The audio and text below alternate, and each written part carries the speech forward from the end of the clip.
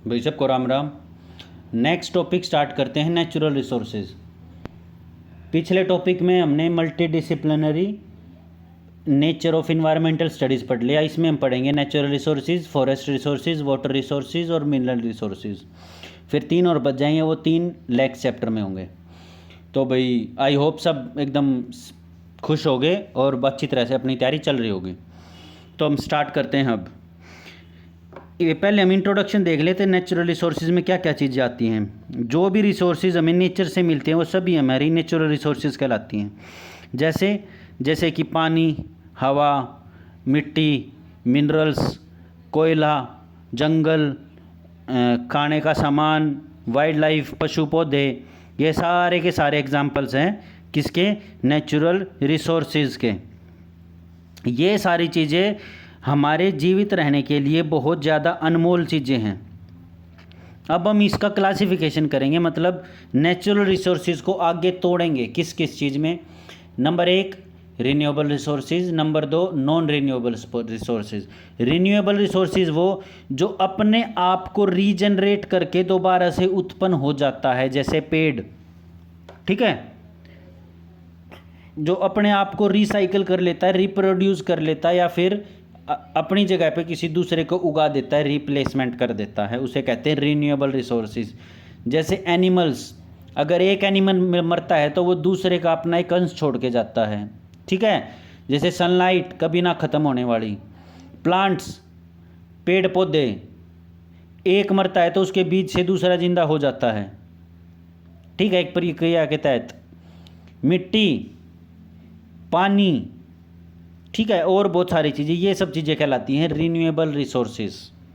Non renewable resources, non renewable resources वो resources होते हैं जो हमें पर्यावरण से ही मिलते हैं, लेकिन वो एक बारी अगर हम उसको निकाल लें पर्यावरण से तो दोबारा से पैदा होने में उनको बहुत समय लग जाता है, लाखों करोड़ों साल लग जाते हैं, जिसकी वजह से वो नॉन रिन्यूएबल रिसोर्सेज बन जाते हैं। इसके एग्जाम्पल क्या क्या हैं? इसके एग्जाम्पल हैं जैसे मिनरल्स। मिनरल्स में क्या क्या आते हैं? अपना सोना, चांदी, प्लेटिनम, सोडियम, ऑर्गेनिक, ये जितने भी अपने ऑर्गेनिक केमिकल्स होते हैं, जैसे पोटेशियम, सोडियम, आयरन, सल्फर, ये सारे के सारे हमें धरती के अंदर से मिलते हैं। फॉसल फ्यूल्स, फॉसल फ्यूल्स क्या होते हैं? पेट्रोल, डीजल और भी किसी तरह का ऑयल, तो इनको कहते हैं फॉसल फ्यूल्स। कोयला, ये होते हैं फॉसल फ्यूल्स। अब क्या होता है, ये हमने नेचुरल रिसोर्सेज को बांट दिया 2 कैटेगरीज में कि भी ये कैटेगरीज होती है नेचुरल रिसोर्सेज की, जो हमें पर्यावरण से रिसोर्स मिलते हैं, उनकी ये 2 कैटेगरी होती हैं। अब हम रिसोर्सेज को दोबारा से क्लासिफाइड करेंगे, मतलब अब तक तो नेचुरल रिसोर्सेज को किया था, अब सिर्फ और सिर्फ रिसोर्सेज, जो रिसोर्सेज होते हैं उनकी क्या क्लासिफिकेशन है? उनकी है बायोटिक और एबायोटिक। बायोटिक का मतलब होता है जो जीवित हों, उनको कहते हैं बायोटिक, और एबायोटिक जो निर्जीव हों उनको कहते हैं एबायोटिक। बायोटिक में क्या क्या आ गए? जैसे जंगल, एग्रीकल्चर, खेती, मच्छी पालन, वाइल्ड लाइफ, ठीक है। तो ये क्या है, ये अपने आप को दोबारा से रिप्रोड्यूस कर लेते हैं, मतलब अगली जनरेशन को प्रोड्यूस कर लेते हैं। तो एक मरता है तो दूसरा जनरेट हो जाता है, दूसरा पैदा हो जाता है, ठीक है। अब है नेक्स्ट एबायोटिक। एबायोटिक क्या है? निर्जीव, जैसे पेट्रोल, लैंड, धरती एबायोटिक में आती है, याद रखना। लेकिन धरती रिन्यूएबल और नॉन रिन्यूएबल दोनों हैं, ये भी याद रख लेना। मिनरल्स एक बारी निकाल लिए तो दोबारा जनरेट होने लाखों करोड़ों साल लग जाएंगे। अब इसमें क्या, नेचुरल रिसोर्सेज में, ये नेचुरल रिसोर्सेज में इनमें क्या क्या प्रॉब्लम्स हैं, क्या क्या दिक्कतें आ रही हैं? एक तो क्या है, जो हम इनको ले रहे हैं ना नेचुरल रिसोर्सेज को, वो एक तरह से ना ठीक से नहीं ले रहे, जैसे बहुत ज़्यादा मात्रा में ले रहे हैं, तो इससे क्या है, तो नेचुरल रिसोर्सेज भी नॉन रिन्यूएबल बन रहे हैं। कैसे? अब हम जंगल के जंगल पेड़ उखाड़ रहे हैं और उस जो जंगल ख़त्म हो गया उसकी जगह एग्रीकल्चर कर रहे हैं, या फिर हम उसकी जगह मकान बना के दे रहे हैं, तो वो क्या है, वो ख़त्म ही हो गया। तो इनडायरेक्टली क्या बन गया, ये नेचुरल रिसोर्सेज नॉन रिन्यूएबल बन गया, खत्म, जंगल खत्म, ऑक्सीजन खत्म, तो मनुष्य खत्म। समझे? तो यानी कि अनइक्वल है। जैसे जो अपने डेवलपिंग नेशंस हैं, यानी कि जो ग्रोथिंग स्टेज में नेशंस है, जैसे चाइना, अपना इंडिया, ठीक है, अपना बांग्लादेश, ये क्या है, ये जो है रिसोर्सेज है ना, अपने पर्यावरण के रिसोर्सेज, उनको अब यूज़ करने लगे हैं। लेकिन जो डेवलप्ड नेशन हैं, जो विकसित देश हैं, वो पहले ही लगभग दशक पहले, 100 साल या दशक पहले, वो बहुत ज़्यादा उन चीज़ों को यूज़ कर चुके हैं, ओवर कंजप्शन कर चुके हैं। मतलब जितनी यूज़ करनी थी उससे कहीं ज़्यादा वो यूज़ पहले ही कर चुके हैं और अब भी ज़्यादा यूज़ कर रहे हैं। तो उससे है क्या, वो लोग तो ज़्यादा यूज़ कर रहे हो और अब हमें ग्रोथ की ज़रूरत है, तो हमें अब कम यूज़ करना पड़ रहा है। ठीक है, तो ये अनइक्वल कंजप्शन है, यानी कि वेस्ट के लोग तो पहले ज़्यादा यूज़ कर चुके और अब क्या है, अब इनकी पॉपुलेशन हो गई कम, इन्होंने पॉपुलेशन पे ध्यान दिया तो पॉपुलेशन होगी कम, जनसंख्या। तो क्या हुआ, जितना भी ये पोल्यूशन वगैरह जनरेट करते अपनी फैक्ट्रियों से, CO2 कार्बन डाइऑक्साइड जनरेट करते हैं, तो उसको अगर हम जनसंख्या में बांटें तो इनके बाटे में बहुत ज़्यादा कम आएगा। वही अगर हम अपनी जनसंख्या में बांटें तो बहुत ज़्यादा आएगा, बहुत ज़्यादा मात्रा में। लेकिन ये क्या है, ये कह रहे हैं जो वेस्टर्न कंट्रीज़ है ना, कि भी हम तो है ना इसको जनसंख्या की बजाय हम इसको ओवरऑल लेंगे, कि भी हम तो सिर्फ और सिर्फ इतने टन कार्बन डाइऑक्साइड छोड़ रहे हैं, और वही अपन जो एशिया के कंट्रीज़ हैं वो बहुत ज़्यादा कार्बन डाइऑक्साइड छोड़ रहे हैं। तो इससे क्या है, ये कह रहे हैं कि भी आप लोग कार्बन डाइऑक्साइड कम छोड़ो। अब इंडिया ये कह रही है कि भी आप लोगों की पॉपुलेशन तो थोड़ी बहुत मुट्ठी भर, हमारी पॉपुलेशन है इतनी, अब जो ये हम कार्बन डाइऑक्साइड छोड़ रहे हैं, हम इसको अगर हम अपनी जनसंख्या में बांटे तो वो तो कुछ भी नहीं बांटा आएगा, एक एक को तो बहुत कम बांटा आएगा। तो इस हिसाब से तो हम तो बहुत कम छोड़ रहे हैं। वही जो डेवलप्ड है, विकसित देश है, वो कह रहे हैं नहीं, ये फॉर्मूला हम नहीं मानेंगे, हम मानेंगे ओवरऑल आप कितनी छोड़ रहे हो, सारा अपना भला देखा है, बेसिकली बात यह है। ठीक है, यही इसमें बता रखा है। प्लानिंग लैंड यूज़, अब लैंड में क्या है, जो अपनी ज़मीन है ना वो बहुत ज़्यादा ज़रूरी है, किसके लिए, खाने के लिए, खाने उगाने के लिए, या फिर पेड़ पौधे या जीव जंतु की जीवित रहने के लिए बहुत ज़्यादा ज़रूरी है। लेकिन इसमें क्या है, इसमें हम इंडस्ट्रीज़ लगा रहे हैं, मनुष्यों के लिए घर बना रहे हैं रहने के लिए, यानी कि ह्यूमन सेटलमेंट्स कर रहे हैं। तो उससे प्रॉब्लम क्या है, लैंड का यूज़ है ना बहुत ज़्यादा हो रहा है, प्लानिंग से नहीं हो रहा, बहुत ज़्यादा ओवर यूज़ हो रहा है। तो उससे ये प्रॉब्लम ये होएगी कि भाई हमारे जो पेड़ पौधे हैं ना, जंगल है, वो ख़त्म होने लग जाएंगे। Need of sustainable life, sustainable का होता है जुगाड़ टाइप में, कि भी हमें सस्टेनेबल लाइफ, एक तरह की ज़रूरत है हमें सस्टेनेबल लाइफ की, अच्छी प्लानिंग की ज़रूरत है सस्टेनेबल लाइफ की।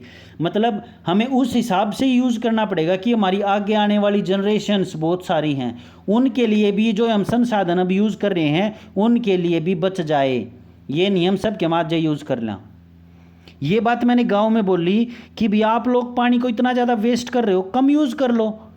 उसी पानी में अगर आपका एक मटके में काम चल रहा है तो एक मटका तो आप पैरों पर खंडाओ दोनों खातर फ्री फोकट में, और एक मटका पियो तो फ़ायदा क्या हुआ। तो उनका जवाब ये था कि हम तो जी लें आगे आने वाली का, के बेरा के भरोसा के होगा, के बेरा युद्ध हो गया सारे मर जाए तो अपना तो मजे तजीवा। तो ये थ्योरी बहुत ज़्यादा गलत है, हमें अपने आने वाली जनरेशन्स का भी ध्यान रखना पड़ेगा। ठीक है, तभी हम मनुष्य बन पाएंगे, नहीं तो जानवर हैं ये मान लो। Next, forest resources. अब क्या है, जंगल से मिले हुए संसाधन, ये टॉपिक है फॉरेस्ट रिसोर्सेज। फॉरेस्ट रिसोर्सेज क्या है, रिन्यूएबल रिसोर्सेज, मतलब ये एक समय के बाद रीजनरेट होते रहते हैं। अब मैंने डिस्कवरी पे देखा था एक जंगल में वो लोग कटाई कर रहे हैं और वो ये कह रहे कि हम लगभग 25 फुट के इंतराल पे ही एक पेड़ को काटेंगे। तो उससे क्या होगा, जो 25 फुट के अंदर 5-6 पेड़ हैं या 3-4 पेड़ हैं वो बच जाएंगे, और उसके बाद एक पेड़ कटेगा, फिर 25 फुट फिर एक पेड़ कटेगा, फिर 25 फुट फिर एक पेड़ कटेगा। तो इससे हो गया क्या, जो हमारे जंगल हैं वो जीवित रहेंगे, वो पूरी तरह से ख़त्म नहीं होंगे। और वो भी जैसे ये काट दिया ना एक लाइन, तो इस लाइन को आगे आने वाले 20 साल तक नहीं छेड़ेंगे, फिर दूसरी लाइन को छेड़ेंगे, तो उतने में क्या है, उतने में ये पेड़ दोबारा उग जाएंगे।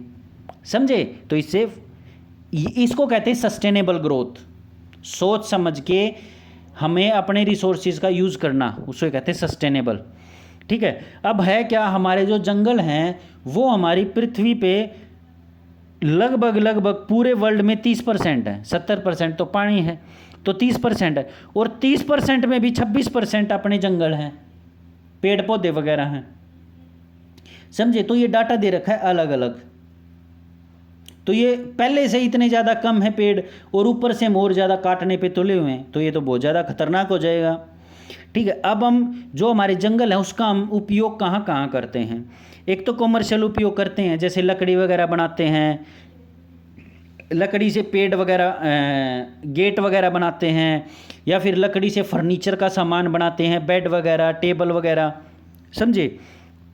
और कई बार हम पेड़ों को, अब खिरनी का पेड़ है, बहुत कम लोगों ने सुन रखा है, वो विलुप्त हो गया, उसकी तरफ किसी ने ध्यान ही नहीं दिया, एंडेंजर्ड स्पीशीज़ है। तो ऐसे ही बहुत सारी हैं। Ecological significance, aesthetic values, life and ecology of tribal. Ecological significance मतलब अगर पेड़ पौधे रहेंगे, जंगल रहेगा, तो इसके अंदर जो जीव जंतु जीवित हैं वो भी रहेंगे, और एक बैलेंस्ड साइकिल चलती रहेगी। साइकिल आप लोगों ने 7th या 8th क्लास में पढ़ी होगी, वो साइकिल चलती रहेगी। अगर साइकिल नहीं चलेगी, जैसे घास को घोड़ा खाएगा, ठीक है, ऐसे ही घोड़ा जो पोटी करेगा उसको बैक्टीरियाज खाएंगे, बैक्टीरिया से वो नाइट्रोजन फिक्सेशन होगा, नाइट्रोजन फिक्सेशन से मिट्टी में अंदर जीवाणु होंगे, फिर उससे ऊपर से घास उगेगी, तो ये कंप्लीट साइकिल होगी ना। जैसे एक चूहा है, चूहे को सांप खाएगा, सांप को ईगल खाएगा। समझे? तो ये एक ईगल मरने के बाद अपने वो खाएंगे, प्रीडेटर जो अपने मरे हुए को खाते हैं, कर्कश को। समझे? तो ये एक कंप्लीट साइकिल होगी। अगर ये यही नहीं रहेंगे, जंगल ही नहीं रहेंगे, तो ये सारी साइकिल ख़त्म।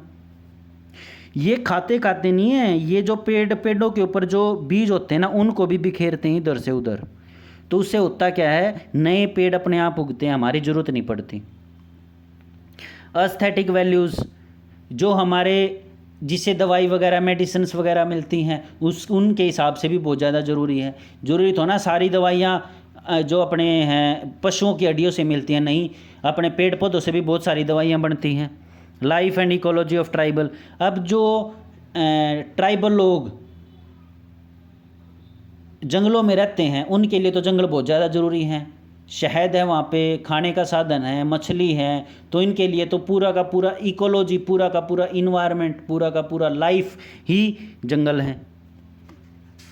तो ये हम यूज़ में इनके हिसाब से हम जंगलों को यूज़ में लेके आते हैं ये लोग जंगल में।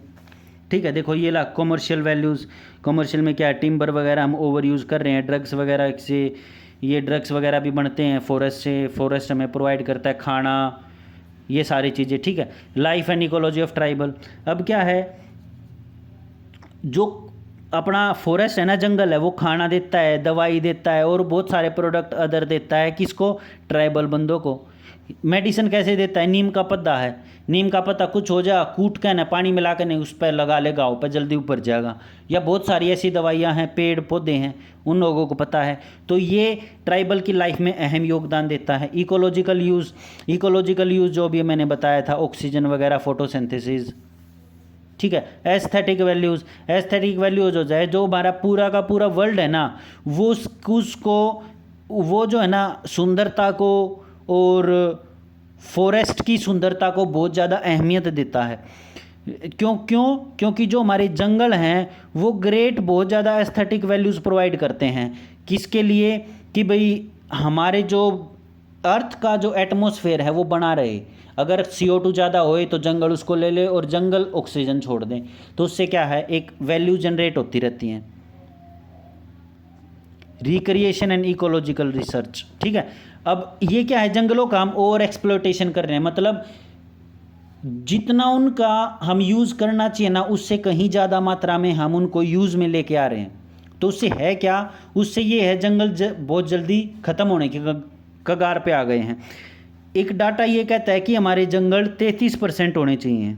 हर कंट्री का 33% एरिया जंगल होना चाहिए, लेकिन हमारा कंट्री में क्या है 20.6% है जंगल सिर्फ और सिर्फ। तो सोचो कितने बुरे हालात हैं। अब तो हालात ये आ चुके हैं कि जो खेतों में अपन वो उगाते हैं ना क्रॉप्स वगैरह अलग अलग, गेहूं या कोई भी, उनको भी सरकार फॉरेस्ट में गिनने लगी। बताओ फॉरेस्ट का एरिया बढ़ाने के लिए क्या क्या जुगाड़ कर रही है, हद होगी। अच्छा, ओवर एक्सप्लोइटेशन कैसे हो रहा है, मतलब ज़रूरत से ज़्यादा फॉरेस्ट को यूज़ में कैसे लेके आ रहे हैं, वो है डिफॉरेस्टेशन, मतलब ज़रूरत से ज़्यादा पेड़ों की कटाई। कटाई किस लिए होती है, एग्रीकल्चर के लिए, ताकि वहाँ पे एग्रीकल्चर कर सके, खेती कर सके, लोग अपने खाने के लिए चीज़ों को उगा सके, या फिर लकड़ी को काट के उसका कुछ सामान बना सके, या फिर वहाँ पे शहर बसा सकें, या फिर वहाँ पे लोगों की डेवलपमेंट के लिए घर बना सकें। इसीलिए तो होता है डिफॉरेस्टेशन, पेड़ों की कटाई, और किस लिए होता है। नंबर 2, डिफॉरेस्टेशन क्या है, बहुत ज़्यादा कम है किसमें, temperate countries than in tropic. Tropic countries कौन सी होती हैं और टेम्परेट कंट्रीज़ कौन सी होती हैं। ट्रॉपिक होती है जैसे ये है इक्वेटर, ऊपर है ट्रॉपिक ऑफ कैंसर और नीचे है ट्रॉपिक ऑफ इक्वेटर। तो इनके बीच में पेड़ों की ज़्यादा कटाई होती है, इनसे ऊपर पेड़ों की कम कटाई होती है, ये फैक्ट है। ओके,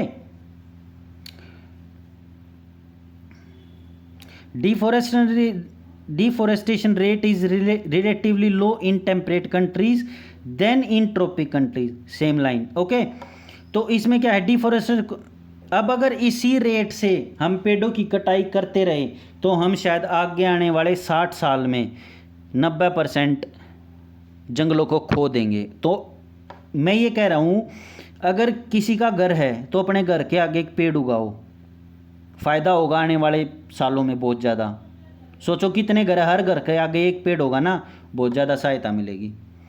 अच्छा, अब क्या है, इकोलॉजिकल बैलेंस के लिए हमें 33% एक कंट्री के अंदर फॉरेस्ट कवर होना चाहिए, जंगल का कवर, लेकिन है कितना हमारे कंट्री में 20.6, अभी ये डाटा बताया था। अच्छा, इसका कोज क्या है, ये इतनी कटाई हो क्यों रही है, अभी मैंने सारा का सारा बताया।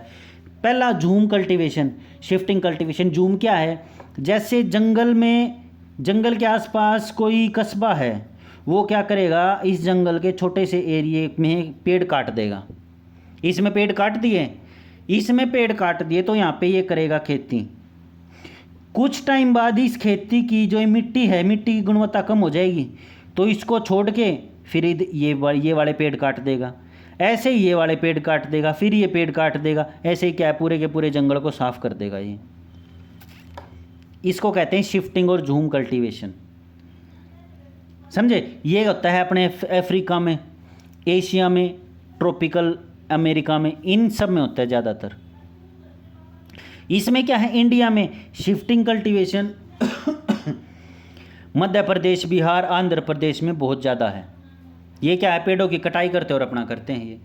अच्छा, कॉमर्शियल लॉगिंग क्या है, इम्पोर्टेंट एजेंट है ये बहुत ज़्यादा डिफॉरेस्टेशन में। इसमें क्या है, बहुत ज़्यादा, इट में नोट भी, ये हो सकता है प्राइमरी ना हो पेड़ों की कटाई के लिए झूम कल्टीवेशन या कोई और चीज़ पहले नंबर पे हो, लेकिन ये पक्का दूसरे नंबर पे जरूर है, समझे। इसमें क्या है, new logging loads permit shifting cultivation and fuel wood gathering access to new logged area. ये क्या करते हैं, ये इसमें खेती कर लेते हैं और साइड वाले एरिया में कटाई करते रहते हैं। इससे क्या है, इससे अपने घर की लकड़ी वगैरह, आग वगैरह जलाते रहते हैं। ये कॉमर्शियल लॉगिंग हो गया, समझा। जैसे ये खेती कर ली, साइड वाले में आग जला ली, या और पेड़ काट के अपना लकड़ी वगैरह बना लिया, फर्नीचर वगैरह बना लिया, तो ये कॉमर्शियल यूज़ हो गया। नीड फॉर फ्यूल वुड, अब क्या है, अब तो जैसे गांव के अंदर एलपीजी कनेक्शंस आ गए, अपना सिलेंडर मिलने लगे। अब रेट कितने हैं वो एक अलग मुद्दा है बहस का। तो उससे क्या है, उससे जो लोगों की निर्भरता थी ना पेड़ों के ऊपर, वो बहुत ज़्यादा कम हो गई। लेकिन पहले क्या थी, ये निर्भरता बहुत ज़्यादा थी। तो ये भी एक कोज है डिफॉरेस्टेशन का, लकड़ी के ऊपर बहुत ज़्यादा निर्भरता।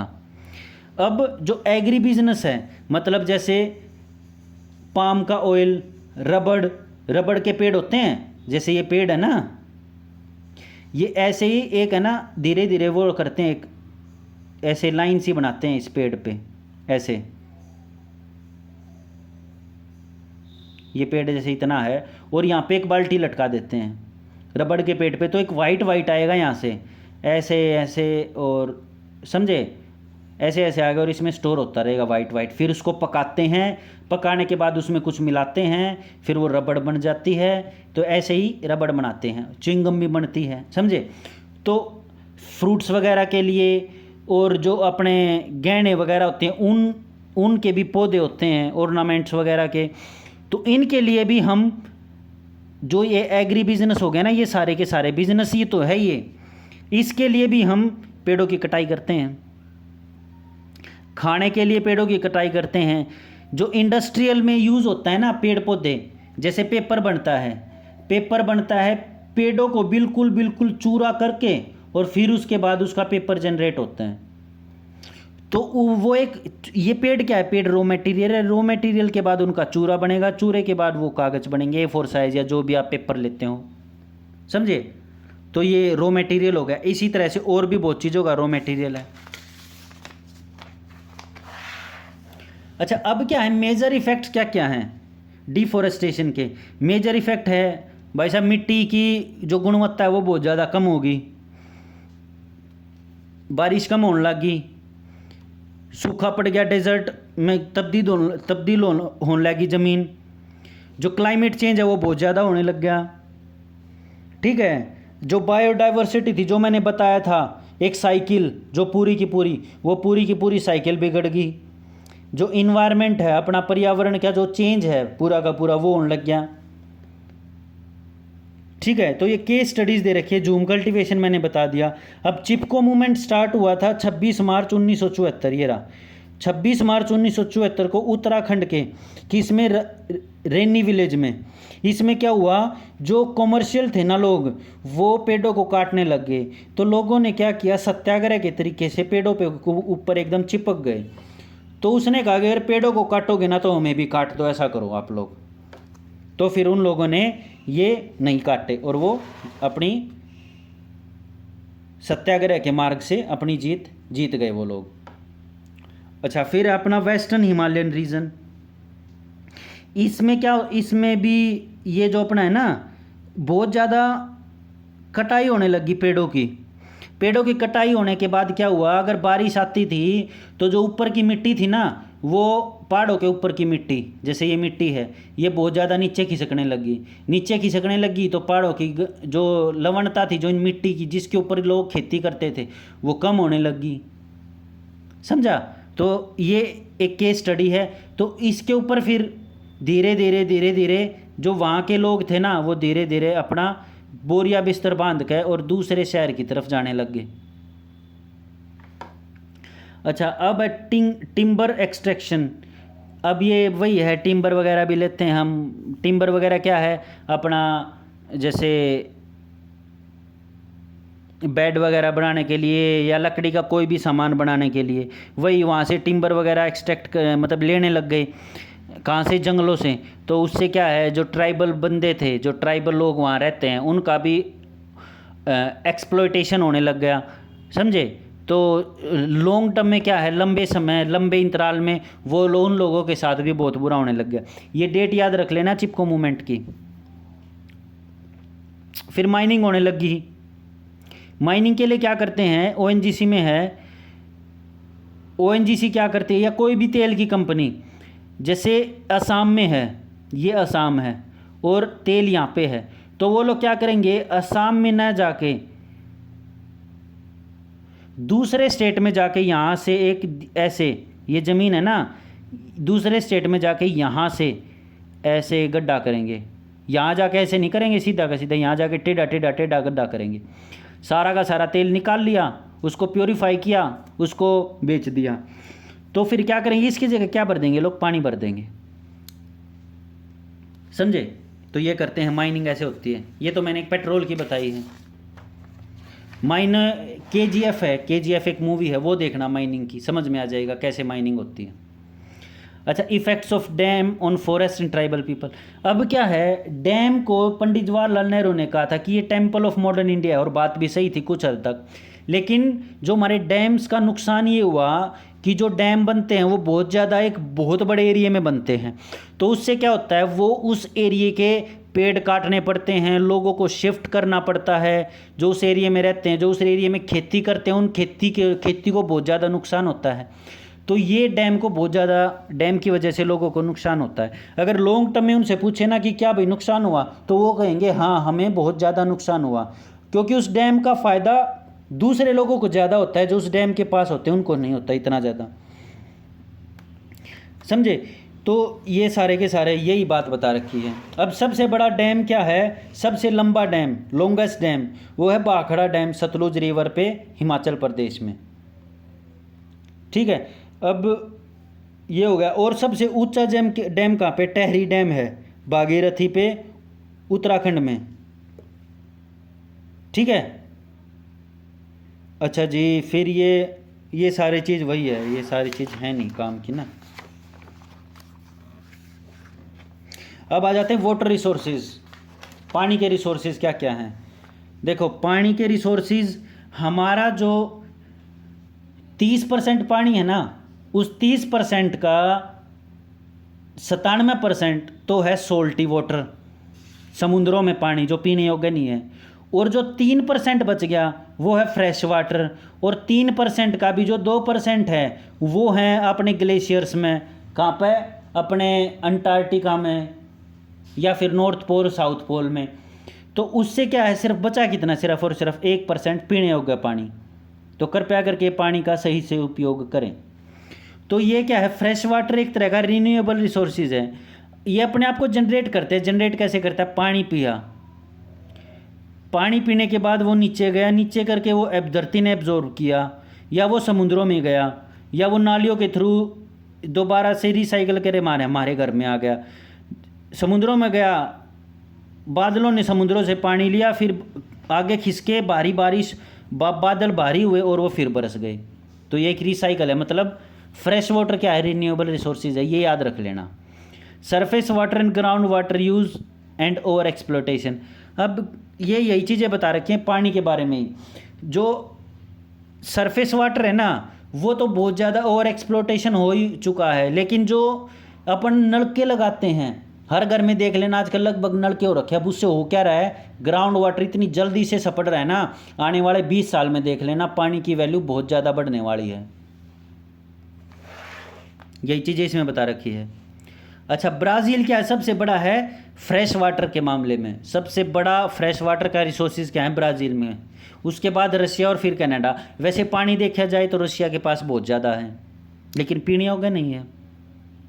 ग्राउंड वाटर क्या है, ग्राउंड वाटर एक सोर्स है पानी का, पीने योग्य पानी का, तो सिर्फ और सिर्फ यही है।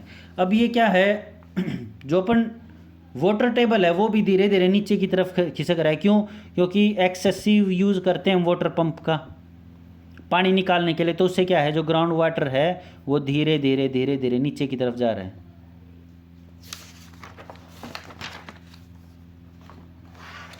ओके, अब ये है, हम केस स्टडी कर लेते हैं। कोका कोला की फैक्ट्री थी केरला में, सॉरी, केरला के अंदर कोका कोला की फैक्ट्री थी। तो 1999 में इन्होंने उन गांव वालों के साथ एक टाई अप कर लिया, जिसमें पेरूमेट्टी विलेज काउंसिल ने इन लोगों को लाइसेंस दे दिया कि आप लोग हमारे यहाँ से अंडर वाटर जो पानी है वो ले सकते हो। लेकिन उससे हुआ क्या, वो लोग पानी तो लेते थे बहुत ज़्यादा और कोल्ड ड्रिंक बनाते थे बहुत ज़्यादा कम, तो वेस्ट होता था पानी बहुत ज़्यादा। तो उससे क्या हुआ, इन लोगों को लगा कि भाई ये तो है ना समाज के लिए अच्छा है नहीं जो हमने इन लोगों को दिया है। तो फिर उन लोगों ने मना कर दिया कि भाई हम अब नहीं देंगे। प्रोटेस्ट शुरू हो गया 2 साल के बाद। तो फिर वो लोग जो वहाँ की काउंसिल थी ना, उन लोगों ने मना कर दिया उस फैक्ट्री को कि भी हम लोग आप लोगों को नहीं देंगे।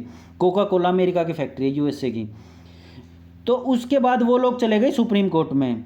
तो सुप्रीम कोर्ट ने ये कहा कि भी जो वहाँ पे अथॉरिटी ने कही है ना वो बिल्कुल सही बात है, आप लोगों को आप लोग है ना उन गांव वालों को ओवर एक्सप्लोटेशन कर रहे हो, जिसकी वजह से जो ग्राउंड वाटर वो धीरे धीरे कम हो रहा है। तो इससे वो लोग अपना केस जीत गए, लेकिन 12 साल बाद जीते। तो उससे क्या है, वो उन लोगों को फैक्ट्री वहाँ से हटानी पड़ी। अच्छा, अब ये एक अपना रवांडा देश है अफ्रीका में। तो इसके वहाँ पे भी गृह युद्ध छिड़ा। गृह युद्ध किसकी वजह से छिड़ा, सिर्फ और सिर्फ पानी की वजह से। समझे। अब देख लेना बहुत सारे स्टेट्स के आपस में बीच में किस चीज़ की लड़ाई है, पानी की। हरियाणा, पंजाब, अपना तमिलनाडु, कर्नाटक, अपना और तो और देशों के बीच में है पाकिस्तान, इंडिया। अरे बहुत बुरा हाल है पानी के लिए, आगे आगे लड़ाई होने वाली है पानी के तौर पे। चलो अब कर लेते हैं मिनरल रिसोर्सेज। मिनरल रिसोर्सेज क्या है? ये मिनरल रिसोर्सेज मिलते हैं हमें पृथ्वी के नीचे से। अब उसमें वही जो पीछे चैप्टर था ना वाटर रिसोर्सेज का, अब उसमें डैम्स का बता रखा है, डैम्स के क्या क्या पॉजिटिव है क्या क्या नेगेटिव है वो सबको पता है, कोई वो इतनी कोई इंपॉर्टेंट भी नहीं है। और वो मिनरल रिसोर्सेज पढ़ लेते हैं। मिनरल रिसोर्सेज जो भी पृथ्वी के नीचे रिसोर्सेज मिलते हैं उसको कहते हैं मिनरल रिसोर्सेज, जैसे सोना, चांदी, diamond. Diamond is the purest form of carbon, ये याद रख लें, डायमंड कार्बन का प्योर फॉर्म है। सल्फर, ये सारी की सारी चीज़ें पृथ्वी के नीचे मिलती हैं हमें। तो इसकी वजह से क्या है, जो भी पृथ्वी के नीचे मिलता है उनकी वजह से हमारी रोड बनती है, हमारी सोसाइटी बेस होती है, हमारे कंप्यूटर वगैरह बनते हैं, हमारी गाड़ियाँ बनती हैं, हमारे कीटनाशक दवाइयाँ मिलती हैं। तो बहुत ज़्यादा उनका बनती हैं वो उन चीज़ों से ना जो हमारे आमर्रा की ज़िंदगी में बहुत ज़्यादा उपयोगी में होती है। जैसे जितने भी इनऑर्गेनिक कंपाउंड है वो सारे के सारे पृथ्वी के नीचे मिलते हैं। जैसे इनका याद रख लेना ये सूत्र, oxygen, silicon, aluminium, iron, calcium, sodium, potassium, magnesium. तो ये सारे के सारे कहाँ मिलते हैं? अर्थ क्रस्ट में मिलते हैं। अर्थ क्रस्ट क्या है? पृथ्वी के नीचे। ठीक है।